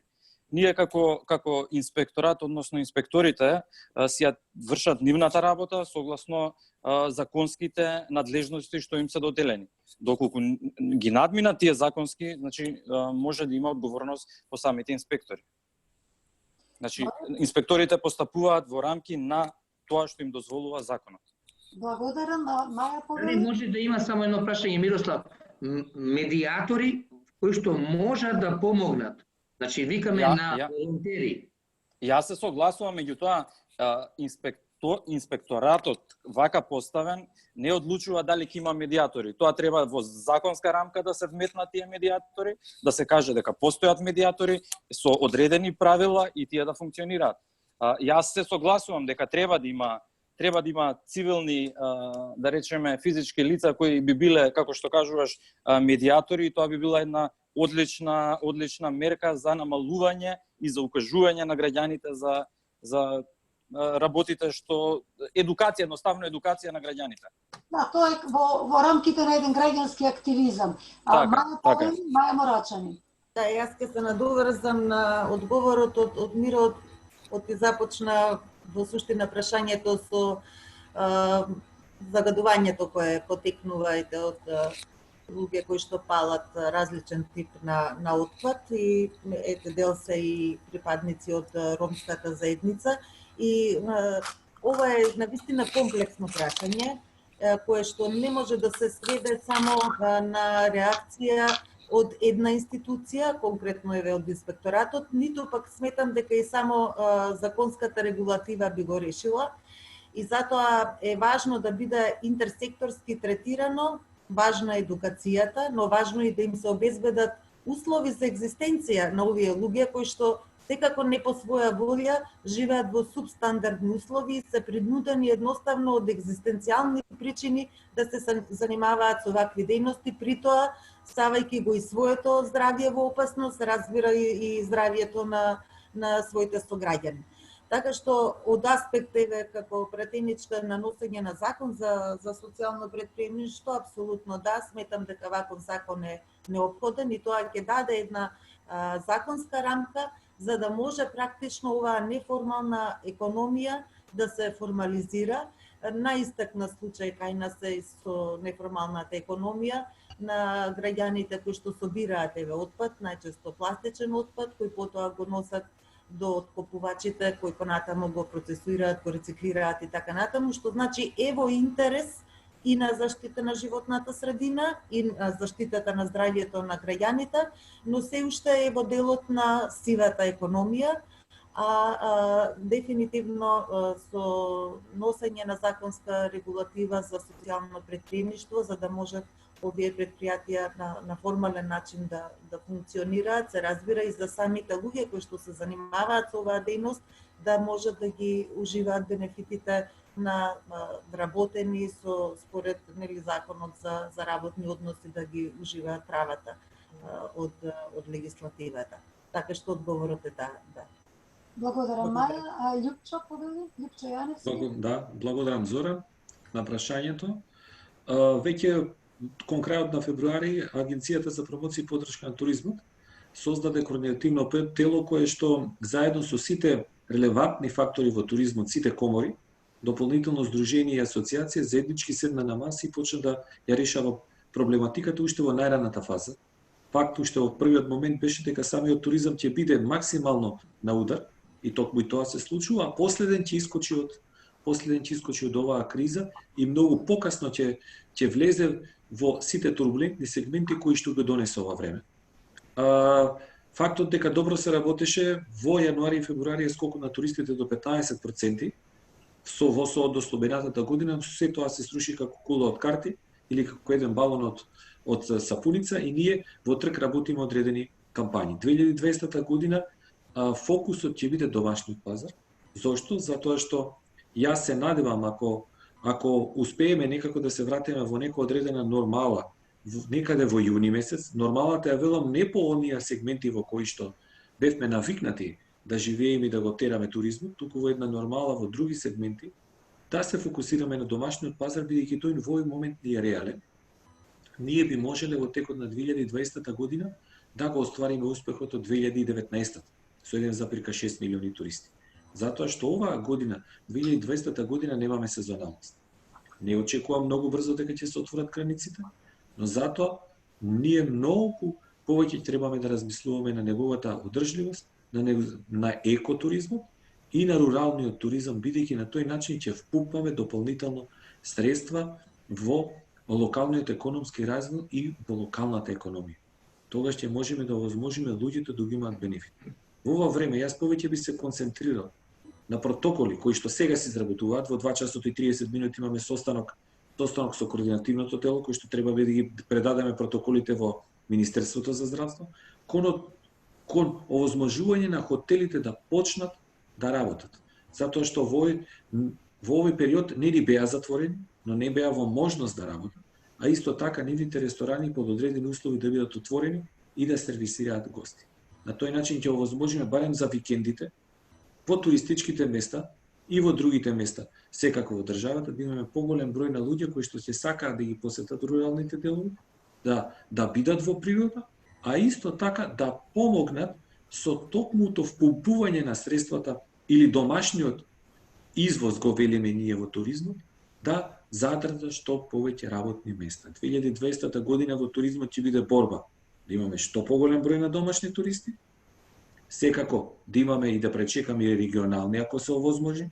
Не верувам дека ќе имаме големи чартер линии од големите туроператори и да се бориме за да останат сите работни места во туризмот. Благодарам. Ако може само да се договориме, имаме вака, Гоце, имаме уште 6-7 души кои што се имаат пријавено за прашања. Јас ве молам да се договориме 1 минута прашање, 2 минута одговор и толку, затоа што Подобро е да се испочитуваме сите, отколку еден да зборува, два тројца само да добијат можност. Ајде сега збориме Кристијан Марковски, дали е тука се уште? Додека го нема, тогаш Олгица Велјковиќ, имаше прашање до Кристијан Балевски. И до Ервин.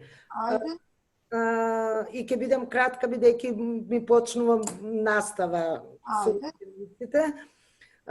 До Кристијан Балевски, само сакам да ми одговори, дали смета дека со дигитализација ќе го зголеми бројот на вработени или ќе го намали? Он се пофали дека 8 души вработиле во тоа задругарство. Јас напиша во коментар, тоа е многу убава иницијатива, уште да прераснат во кластерски систем, цело да опфати, ние сме мал пазар и ова, како винарите што направија, извоз може да оди. Еве, јас ве поздравувам и морам да уклучам, само што ми донесо органски бадем пред моја куќа, веќе набавка, цел регион, како винарите што направија, да тргнат во приказната.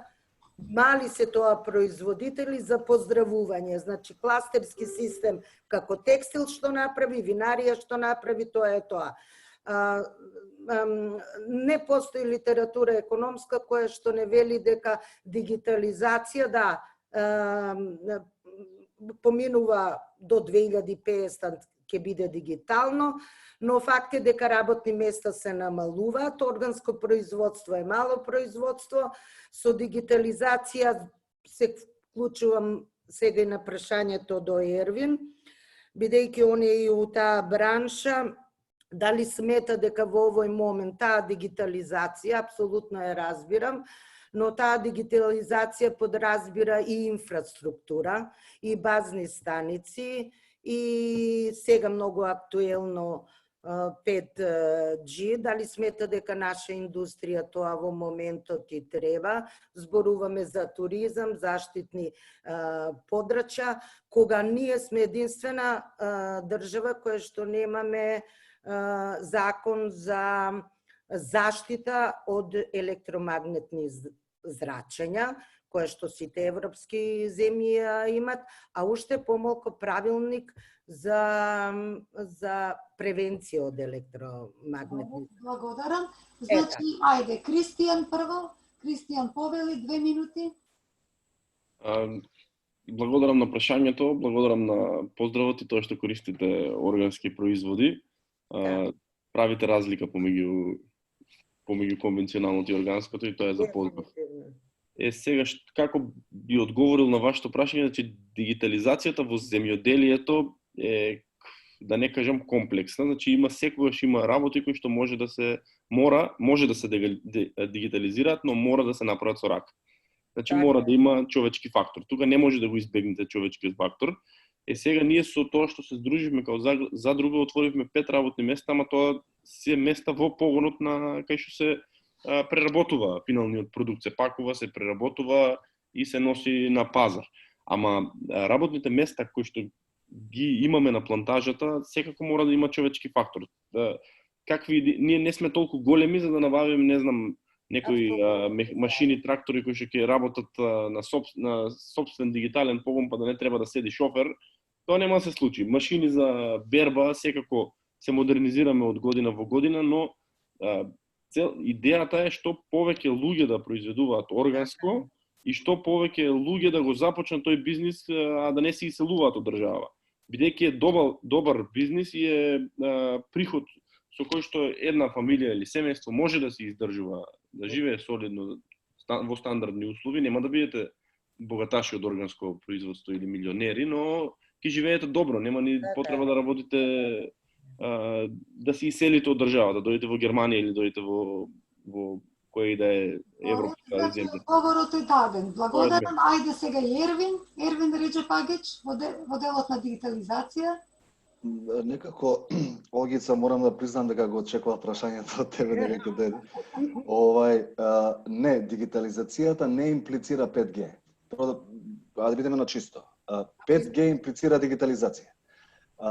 или до одредена форма дигитализацијата не имплицира 5G. Денешната мрежа што ја користиме е апсолутно доволна за одреден степен на таа дигитализација. Дигитализацијата со 5G е нешто, мислам, сосема друго и не беше предмет уопште на таа моја расправа денеска. Ако треба да бидам краток, у принцип тоа е тоа. Благодарам. Одиме понатаму со прашања. Слажана Стаменкова има прашање. Слажана, повели. Лиле, се извинувам. Само да ве поздравам, плодна работа. Јас продолжувам до 19 часот со... Благодарам, пријатен работен настава. Благодарам и на вас се најубаво на сите. Пријатно. Слажана Стаменкова, прашање, повели. Добар ден на сите. Поздрав за оваа конференција. Јас немам некое стриктно прашање, туку во контекст на се она што се зборуваше, затоа што беа опфатени многу области, но севкупно една беше задачата, отварање на повеќе зелени работни места и зелени градови. Во контекст на тоа зборував за поголема едукација, односно Министерството за образование би требало повеќе да се занимава со едноставно воведување на предмети кои што во својот состав би имале зголемена енергетска ефикасност, намалување на стакленички емисии на гасови, намалување на аерозагадување, намалување на отпад и управување со отпадот. Значи, јас од сите, секаде каде што може да се воведат зелени работни места, го зедов градежништвото, затоа што градежништвото едноставно опфаќа 10% од економијата, од секоја економија, па и во економијата на Република Северна Македонија. Па, може би, тука би требало во тие струки и во средното образование и на факултети, иако има на факултети определени предмети кои се занимаваат, но сепак да се повеќе обрне внимание на овие да кажам, занимања, пред се за средното образование, затоа што се смета према некои анализи кои што се направени дека до 2035 година може да се отворат така преку 4000 работни места, зелени работни места, ако нормално се направат добри стратегии. И во тој контекст би сакала да кажам поголема институционална поврзаност. Значи, едни министерства, да кажем, агенции, потоа дирекции, било како инспекции, да бидат поврзани помеѓу себе и нормално за тоа може би некои софтвери да се направат. Тоа е баш во контекст на тие паметни градови кои што сега се промовираат. Благодарам многу, Слажана. Немаше прашање, не имаше коментар. Следно прашање има поставено Елисавета Марковиќ. На четот вели, прашањето е упатено до Христина Оџаклиевска, како да се поттикнат економските чинители кон циркуларна економија, освен ако е присутна Елисавета, ако сака нешто да дополни или ова е прашањето. Елисавета Марковиќ? Ако не е присутна, мислам заслужува заради останатите прашањето да се одговори. Христина, повели? Да. Зелената економија може да има широка примена во секторот за управување со отпадот. Крајно време е кога ние отпадот треба да го гледаме како суровина и како дека има економски потенцијал. Во таа смисла, во периодот што следи, треба да ја намалиме употребата на примарни суровини во производството и да ја зголемиме употребата на отпадот како секундарна суровина, да ја зголемиме употребата на одржливи материјали кои ќе можат лесно да се рециклираат и повеќекратно да се употребуваат. Да дизајнираме производи кои ќе имаат подолг животен циклус.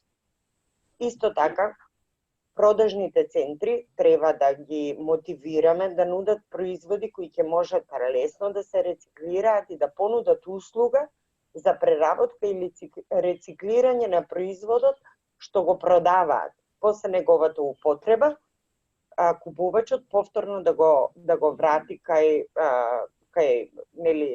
тој што го продава, за да може во форма на ист или некој друг производ повторно да си го користи првичниот потрошувач. Исто така треба да се стимулираат потрошувачите да купуваат вакви рециклирани производи или пак купените производи да ги споделуваат. Јас сметам дека политичарите кои ја поддржуваат зелената идеологија може да дадат исклучителен придонес преку стимулативни мерки на национално ниво за да може ова да се реализира и во пракса. Благодарам. Прашање од Драган Чунгурски до Ана Петровска во врска со санитарната депонија во Свети Николе. Драган, дали директно да одговара или нешто дополнително би сакал да дополниш? Ајде, тогаш Ана Петровска, ако е тука. Ана, повели? Да, значи, јас го прочитав прашањето на Драган, кое се однесува на тоа дека треба да се работи, всушност што се работи за да се амортизира отпорот на локалното население околу лоцирањето на санитарна регионална депонија во местноста Мечкуевци во Свети Николско. Значи, јас сум свесна за тоа дека граѓаните немаат доволно сознанија и информации околу придобивките кои што произлегуваат од современите технологии за отстранување на отпадот. Ние сме со овој проект во една многу напредна фаза и верувам дека оваа комуникација со граѓаните ќе продолжи, се со цел конечно и да се изгради тој регионален центар. Во текот на месец јуни ќе почнат да пристигнуваат камионите кои што ќе бидат поделени на општините за да се подобри системот на собирање на отпадот. Исто така набрзо ќе почне да се затвараат сите непрописни депонии и откако луѓето ќе видат сериозна промена во начинот на функционирање на системите за управување со отпад, очекувам и да се подобри перцепцијата и ставот кон воведувањето на една ваква пракса. Имајќи предвид дека е ова донација од Европска унија, тоа е доволна гаранција дека се испочитувани сите европски стандарди, па спрема тоа нема да има загадување и локалното население може да биде спокојно. Особено оној дел кои што се занимава и со органско земјоделство, каде што всушност се чувствуваат и најголемите грижи и тоа всушност тие граѓани го изразуваат на различни начини. Значи може да се успокојат според европските закони 500 метра е појасот заштитен кој што треба да се воспостави околу депониите, а плантажите на кои што се одгледува органско производство се лоцирани на растојание од повеќе од 2 километри. Така да не би требало да има голем отпор околу реализацијата на овој проект. Ова ќе биде прв проект од овој вид во земјата, кој што треба всушност да демонстрира како изгледа зелената економија во стварност. Значи да примениме една целосно нова и современа технологија за отстранување на отпадот. Океј, благодарам, Ана. А сега прашање поставува Светлана Станојковска, е пријавена. Светлана, каде сте? Дали е тука Светлана? Може би е исклучена, бидејќи ние продолживме. И има едно прашање до мене од Верица Димитриевска од Клан медиумот. Дали сметам дека институциите ќе се охрабрат за озеленување на економијата? Да, апсолутно сметам дека ќе се охрабрат. Некои ќе се охрабрат, некои ќе бидат принудени да ја озеленат економијата, бидејќи повеќе од очигледно е дека она што се случува во економијата директно влијае на животната средина, а со тоа директно влијае на здравието на луѓето. Така што повеќе од сигурна сум дека институциите кои треба да се грижат за здравието на граѓаните и за животната средина, дека едноставно ќе бидат принудени да го направат тој прескок или таа транзиција од кафеава во зелена економија, од линеарна во циркуларна. Тоа е процес, нема да оди можеби нагло, меѓутоа дефинитивно тоа е несопирлив процес, а преку вакви конференции, дебати, расправи и ред други активности на сите луѓе кои се свесни за потребата од зелена економија, мислам дека придонесуваме за подигање на свеста во таа насока. Дали уште некој бара збор или да одиме на заклучоци? Кристијан Марковски се врати. Кристијан, повели. Сакам првен да ја поздравам конференцијава. Сакам да ве поздравам првен вас, Лилијана и Маја. И мојот заклучок од целава конференција, мислам дека после корона кризава би требало да нема економска криза и да нема отпуштање од работа, како што се дешаваше до сега. И сите треба да се вратат на работа после кризава. Како што каже и владата, сите ретроградно да се враќаат на работа. Сите работодавци што отпуштаа луѓе до сега да ги вратат на работа. Толку имам да кажам. Благодарам многу, Кристијан. Дали некој уште друг бара збор? Ако не, тогаш да. Не, во тој случај јас би замолила, бидејќи Маја водеше белешки и прибележуваше за заклучоците, ако може Маја да го завиткаш се во ова во едни заклучоци и препораки за идни мерки до институциите и до сите нас како граѓани во која насока треба да се движиме и што се треба да се направи. Повели Маја. Маја Морачанин, председателка на Дом. Благодарам, Лила. Јас се потрудив да направам еден драфт од заклучоците од денешната конференција, во кој ги вклучив и поентите од излагањата на панелистите, дели од прашањата и коментарите од учесниците, но и од самата брошура за зелена економија како излез од корона кризата, така што подолг е малку списокот на заклучоци, што е и добро, бидејќи мислам дека ги дефинираме потребите кои што се неопходни за следниот период, за да може да навистина да развиваме зелената економија. По корона кризата, македонското општество треба да се развива според концептот на зелената економија. Тоа е концепт што го интегрира принципот на социјална правда, заштита на животната средина и климата и одржлив економски развој. Во приоритети за обезбедување праведна енергетска транзиција следат: транзиција од употреба на фосилни горива кон обновливи извори на енергија преку интензивно инвестирање во обновливите извори на енергија. Учество на обновливи извори енергија од сончева енергија и ветер да биде најмалку 40% до 2040 година. Овозможување и поддршка на граѓаните да произведуваат електрична енергија од обновливи извори на енергија. Креирање регулатива за формирање енергетски кооперативи, инвестирање и финансиска поддршка за енергетска ефикасност на јавни, приватни објекти и индустријски процеси, инвестирање во истражувања и иновации. Од аспект на зелени работни места, подигање на еколошките стандарди во индустријата, воведување на чисти, нискојаглеродни и иновативни технологии, придружени со посебни програми за субвенционирање. Воведување соодветни програми во редовниот образовен систем на сите нивоа и субвенционирање обуки за доквалификација и преквалификација на струките што се неопходни за премин кон зелената економија. Носење закон за социјално предприемништво со што ќе се овозможи формализирање на неформалната економија.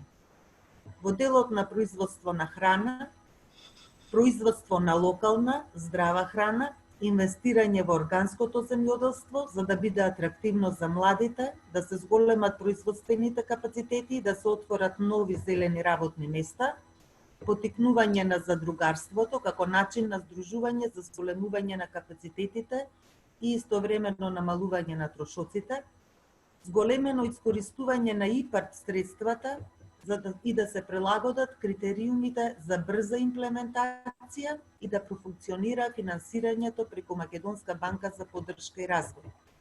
Овозможување електрична енергија за секој земјоделски производствен капацитет, субвенционирање на соларни панели и пумпи за наводнување на производствените капацитети и забрана за издавање на дозволи за Г1 тешка индустрија во сите земјоделски региони во Македонија.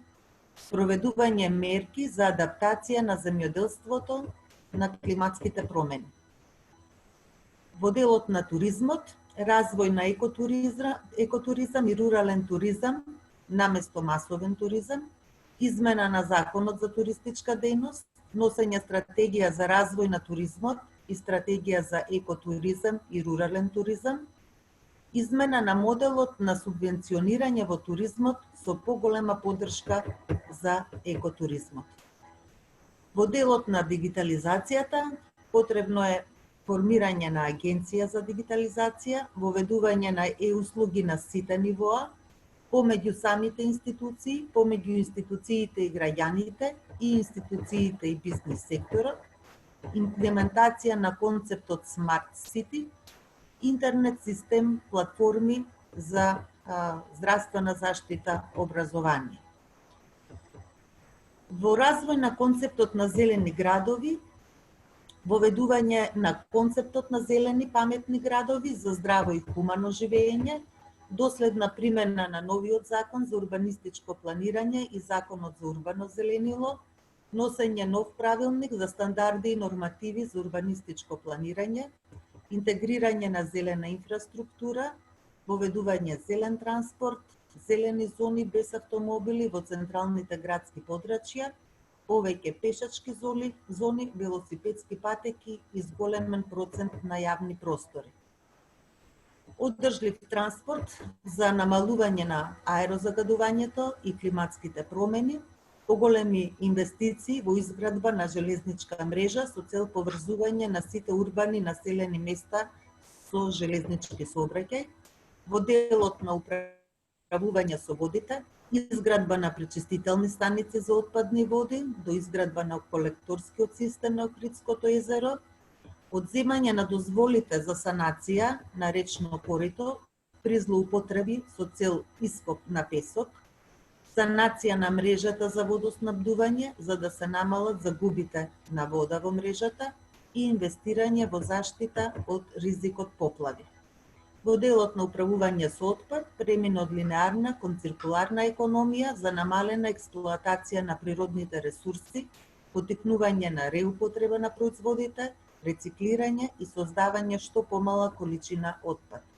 Воспоставување интегрирано регионално управување со отпад.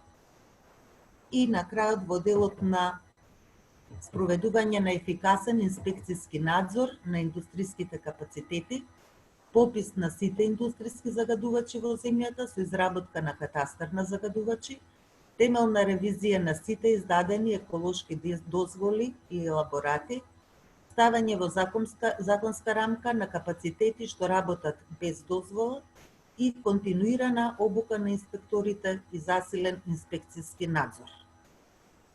Тоа е драфт верзијата од заклучоците. Јас ке замолам од панелистите, од учесниците кои останаа да ја следат конференцијата, ако има некои забелешки или нешто да треба да се дополни и коригира во однос на заклучоците, стојам на располагање.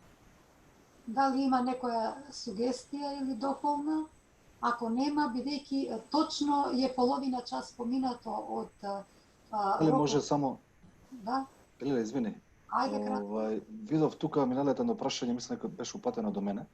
Да. А во врска со заклучоците, не знам дали Маја го спомна тоа, дали приватите, дали граѓаните имаат инсталирано панели на крововите и како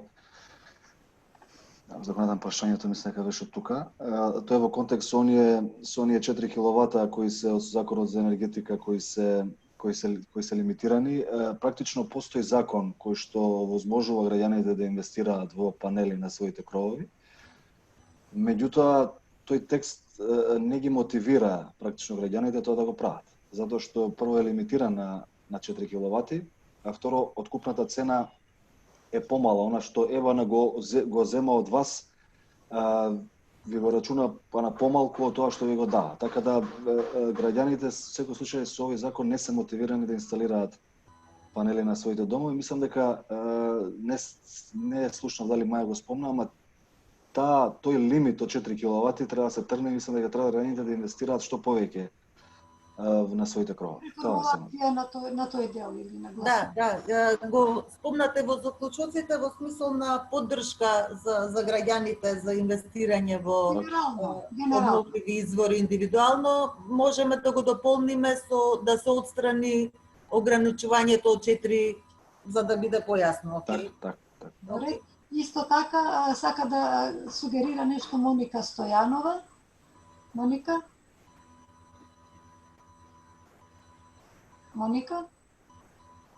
Не ја гледам. И исто така Дејан Димитриевски беше пријавен. Добро, јас само на кратко сакам да поздравам конференцијата. Многу успешна конференција за мене, да ги поздравам сите учесници. Сакам да дам одговор на Зоран Димов, меѓутоа еве го изкористив моментов да ми даде некоја идеја, да се слушнам приватно со него и да разговарам околу проблемот во нашата општина. Нели има 3 жешки точки кои што има нели население од ромска заедница. Сакам да кажам дека го искористувам моментов и ми даде идеја да исконтактирам со него. Тоа ќе го направам приватно и уште еднаш поздрав до сите учесници. Благодарам за добрите совети. Боред, затоа се вакви конференции и средби, независно што се виртуелни, сериозни идеи беа произлезени.